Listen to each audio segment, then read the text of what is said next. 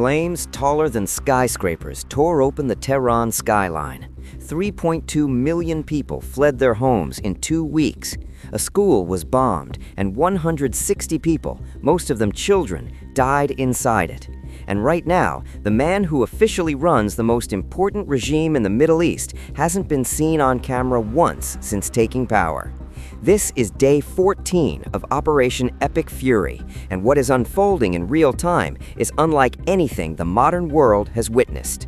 Before we break down everything, why Iran's new supreme leader is hiding, wounded, and silent, why Washington is furious at the very ally it armed and funded, what a closed Strait of Hormuz is already doing to your cost of living, what 450 kilograms of near-weapons-grade uranium buried underground means for the entire planet, and why a U.S. senator emerged from a classified war briefing saying he was the angriest he had been in 15 years in politics. Subscribe right now and hit the bell. What comes next will change how you see this conflict entirely. Here is what happened from the very beginning. On February 28, 2026, the United States and Israel launched a coordinated surprise offensive against Iran under the codename Operation Epic Fury. The opening strikes did not target missile silos first. They did not go for radar installations or air defense systems first. They went straight for the top of the Iranian government. According to multiple sources, including Reuters and Wikipedia, Supreme Leader Ali Khamenei was assassinated on the first night. 37 years of absolute power ended in a single operation. And he did not die alone. His daughter, his son-in-law, his grandchild, and his daughter-in-law were also killed in those opening strikes, his entire bloodline, in one night. Regime decapitated, hour 1. From that moment, the scale of the campaign expanded at a speed that stunned even its architects. According to the Washington Post, within the first 4 days, U.S. forces had struck over 1,000 targets inside Iran. By day 12, according to CENTCOM, that number had passed 5,000. By day 13, CENTCOM announced approximately 6,000 targets struck in Iran, with more than 90 Iranian vessels, including over 30 mine-laying ships, damaged or destroyed. 6,000 targets in 13 days. That is not a surgical operation. That is a systematic attempt to erase the military infrastructure of a country of 90 million people. According to ASAC, strikes were recorded in at least 26 of Iran's 31 provinces. 26 out of 31 provinces hit.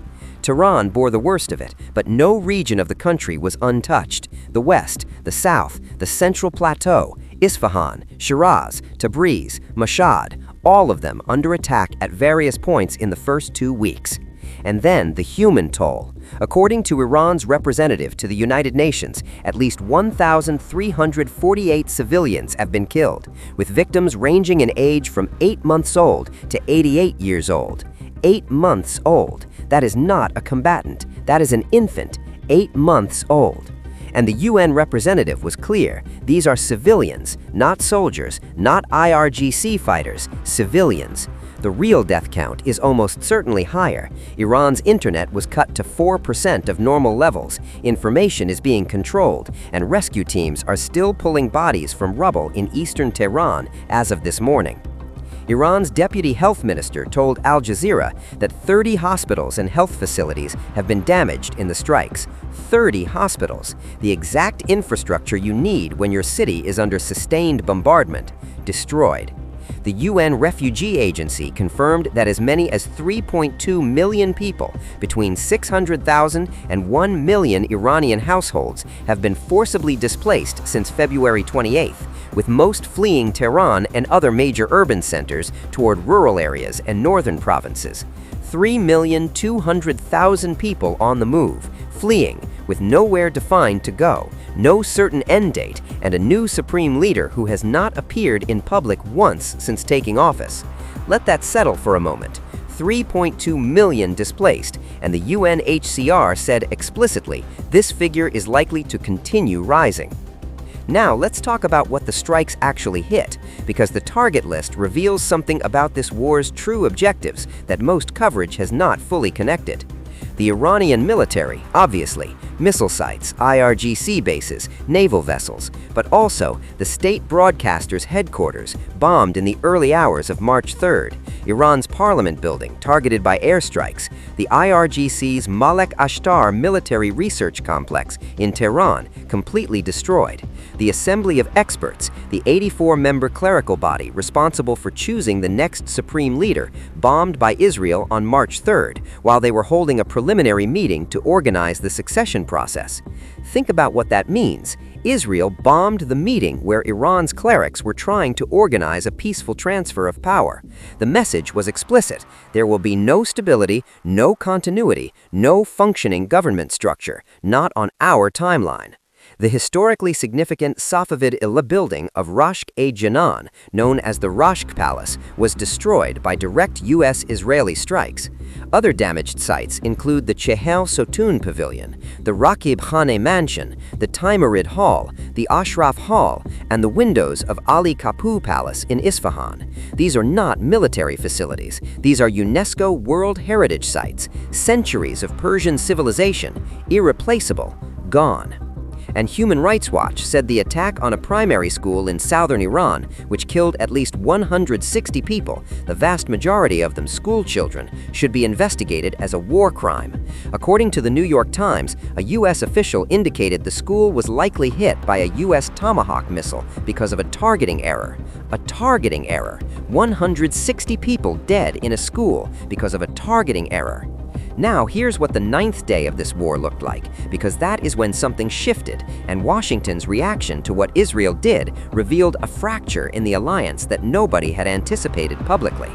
On the 9th day, Israeli fighter jets struck oil and fuel infrastructure inside Iran for the first time, 30 fuel storage facilities, simultaneously in and around Tehran. The fires that erupted were visible from space. Spilled fuel flooded through residential streets and ignited. A river of burning petroleum flowed through neighborhoods. Black oil-contaminated rain began falling across the city. Residents 60 miles from the impact zone woke up to find their white cars completely black from soot and ash. According to Al Jazeera's correspondent on the ground, the smoke hanging over Tehran created a public health emergency.